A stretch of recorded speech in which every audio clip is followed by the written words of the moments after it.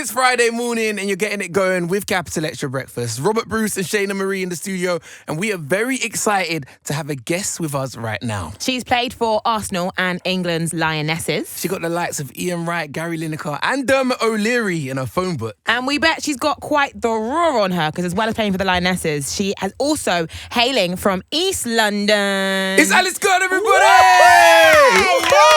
Yes! So your debut book is out right now. I know. Tell us the title and why the title. How does it feel? Author. I have to pinch myself, I'm not going to lie. How not to be strong, because I think everyone see me, that footballer, TV, breaking barriers in certain fields, that I'm just strong all the time. Where actually I've been on this journey of just, stripping that all back and, to show some vulnerability is okay and it's not a weakness. So that's kind of what the book is about, my life story and showing the real me. It sounds wicked. How are you feeling this morning now that it's finally out for people to read, to experience, and to see what you have to say? To be honest, I don't think I'm actually taking it in. I wrote the book. I didn't think that, I'm writing it for everyone to read it. I wrote it as a way to free my mum from the stuff that she's gone through in her life. And that's kind of all that I have in my mind still. Is my mum okay? Is it working? Does she feel any relief from it? And then the messages and people coming up to me and talking about the book, that's when it hits home. I'm like, that's my book. You're like reading my book. Like, thank you. That's crazy. Did you always know you wanted to write a book like one day? Oh, gosh, no. Really? I remember from when I retired from football, I had offers to write a book and I was like, absolutely not. I don't think, I can't write a book. But I actually said on my socials, this is one of the proudest moments of my life. Wow. I don't know, that little girl growing up in the East End of London, for someone to say that you're going to go on to write your own book, not a ghostwriter, you, Alex, are going to get on your computer and type away and produce a book, I would have been like, nah, mate. Nah, that's not me. Yeah. What made you decide then that now is the time? I think I've been on a journey personally over the last couple of years through therapy and just growing as a person and a human being. And I was like, right, I want to free myself of these emotions and baggage that I've been carrying. I want to start actually a new chapter in my life.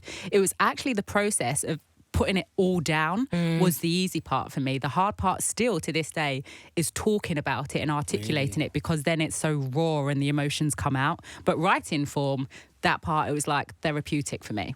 You dedicated the book to the dreamers out there and you joined Arsenal age 8, I believe. Yeah. Who are the dreamers and what was your dream? To be honest, we had a football cage, concrete football cage at the end of the estate, and that's all we had. And to us, that football cage, especially in the community, was everything. All the boys, everyone in the local area would come down and just, that would be the place where everyone gathers. And I suppose that's where my dream started.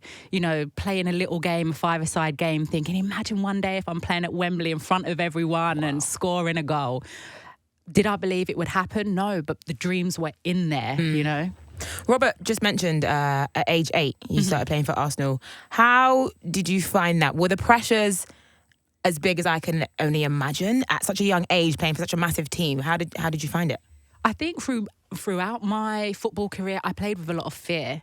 The fear that it could end tomorrow and it would be taken away from me. So I wasn't even thinking about the pressure. I was just like, every day I need to do the best because I don't want to end back up in that, that concrete football cage. So every time I wore an Arsenal shirt or England shirt, yes, it was like I'd smile, be looking in the crowd, but I'm like, this could be my last. I don't want it to be my last. It's scary, but I can completely understand because you're young, you dream, you want to do something, and then you get it, but you're like, please don't ever leave me. Yeah, I want to do this forever. I don't know if that's what's kept me going and that drive, and I never get complacent because I always have that at the back of my mind that I don't ever want it to end. I don't know if it's healthy sometimes, but it's allowed me to get to where I am today. So there's different chapters in the book, and they all start with strength is, right? Yeah. And taking chances is probably one of my favourites. In all the different stuff you've done, what would you say the biggest chance you've taken is? The biggest chance?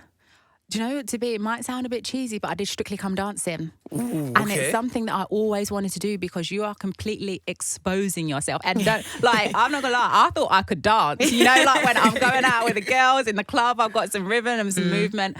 When I did that show, I remember stepping into rehearsals for the first day, I was like, I can't even move my feet. And then to go out to millions every Saturday and expose yourself. I'd just been Alex Scott, the footballer, and now you're revealing a completely different side to yourself, to the world. That made me step out a lot out of my comfort zone. Alex, it is Friday. The weekend has arrived, and we saw your teammate Leah Williamson, current captain of the Lionesses, describe you as this. You know what reminds me of you? Party animal. You're a party animal. You're telling everyone I'm a party animal. Charlie Black would be proud of you. Party animal. Party animal. Hey.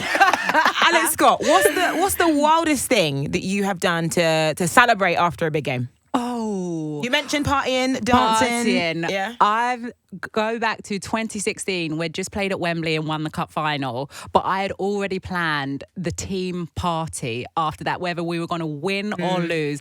I wanted everyone to celebrate that moment. Until this day, everyone at Arsenal has said that was the best party.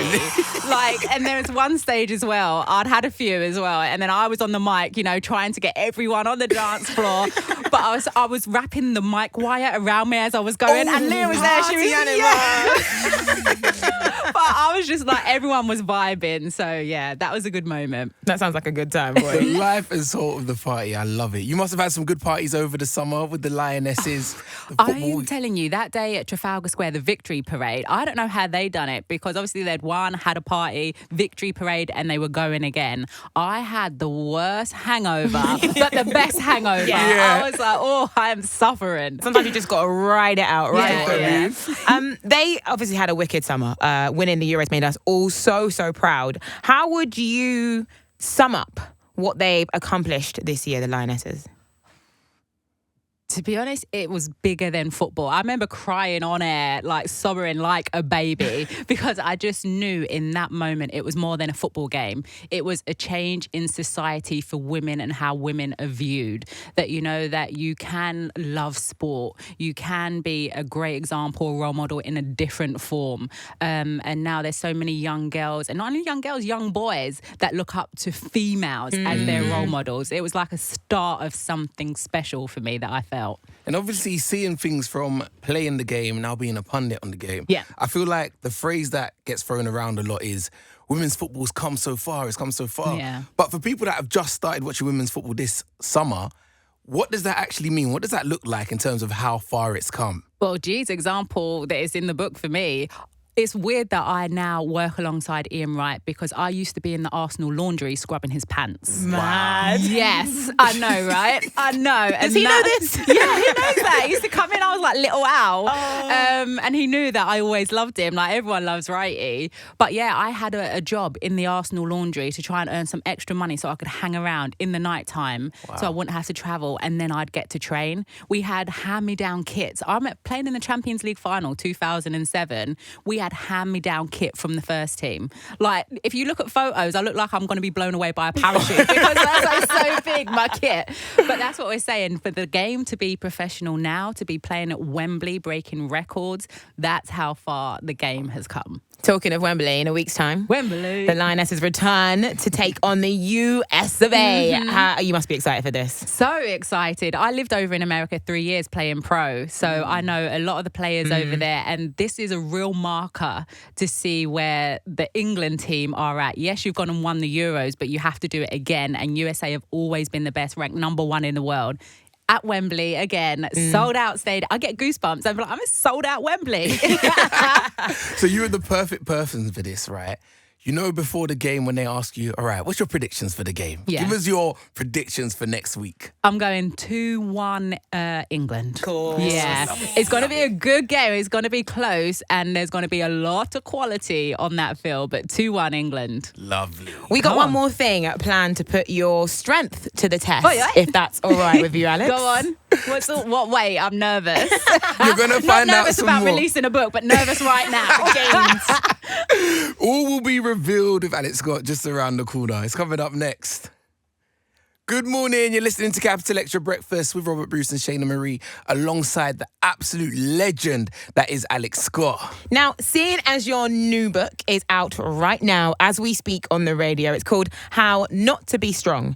Alex, we want to give you a little strength test this morning, but we've got 3 challenges for you to complete to test all the different sides of strength. Okay. Are you ready? Yes. Challenge number 1. Challenge number 1. We want to test your physical strength. Right. Specifically, how good you are at blowing. As you can see in front of you, there's a desk table football game.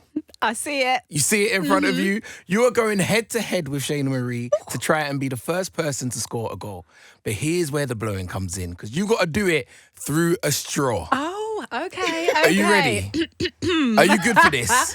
Let's do this. Okay, ladies. Gladiators ready. Let's see who the best blower is. Go. Oh, they're off to a strong start. And it's going to do what? And it's goal! We can tell who is competitive. I was like, I'm done with this game. How did you beat me so quickly? It's that competitor in me. The athlete's still coming out. I'm like, I can't lose. I don't want to lose. I thought I was strong. You know what? All right, okay, you did well. I'll give you that one. We got 2 more challenges left for you. Second strength test. We want to see how mentally strong you are. So, Alex Scott, can you answer this question? If I say we have a meeting at midday and then I say, can we move it forward 2 hours? What time is that? A meeting at midday. Can we move it forward 2 hours? What time is the meeting now? No, I know this is not the easy answer, is it? There's something else in there. It's the first thing that comes to your head. The first thing that came to my head, if we've got a meeting at midday, Yes. 12 o'clock, move it forward 2 hours. So Yeah. then it's 2 o'clock. But I know that's not the answer, right? Okay, so Why are you laughing at me? if that's not the answer, what's the other possible answer? 10. Okay, yeah, we so did not give any help. Talk about incognito, guys. She's strong, I promise. It's 10. So 10, the logic is Sweating. you bring it Time forward, forward and you push it back. There. There we go. Yeah. There we go. Not gonna lie, I'm not good at those ones. All right then, First finally. of all, it was the maths. I was like, I was crap at maths. 2, 4, 12. We need to do one final strength test with you, Alex Scott. All right, Go the on. final one. How emotionally strong are you? Here's your challenge you need to do. Mm-hmm. You need to cry in 1 minute. Oh. Shed a tear. We're going to give you a bit of help along the way. Okay, go on. All right. So you've got a minute starting from now. Try and make yourself cry. This is a really cute dog. Cute. And I like dogs. You don't want to Not cry? going to cry though, no. Okay. This is another cute dog. Nice. And a tennis ball. Yeah. Good. Yeah, Not gonna cry? Okay. I'm seeing a little water in the eyes, a little bit. No, Alex, you meant to try and cry. I'm trying to be strong. Strong, yeah. I'm not going to cry. What's this song as well? No, I'm not. But I'm waiting to exhale. Oh, I'm not gonna cry. I'm not gonna shed no tears. But cry, it's a baby. Yeah, I'm trying to cry, but I can't. Okay, I think we got to go to the last resort. Yes, let's go to the last resort. You know what, Shayna? We're going to have to whip it out. We've gonna try and make you cry. How not to be strong. We've got some onions. Okay, and 10, 9, 8, 7, 6. I'm gonna tickle you. The funniest thing I've ever done on the radio. Tickling me is going to make me laugh. That's not a strong onion. Oh my God! Well, time is up. Time is up. Yes. You tried. I mean, there's a little glisten. It just shows that I don't have any crocodile tears or anything. When you do see the tears, they are realness. There you Love go. it. We absolutely. So, Alex, you've completed Now our I smell of an strength onion. test. Thanks. I'm going to be walking outside, people like, dang. That Alex girl, she smells. You know what? They'll probably be proper nice to you. Like, where's your perfume from? Capital Extra Onion.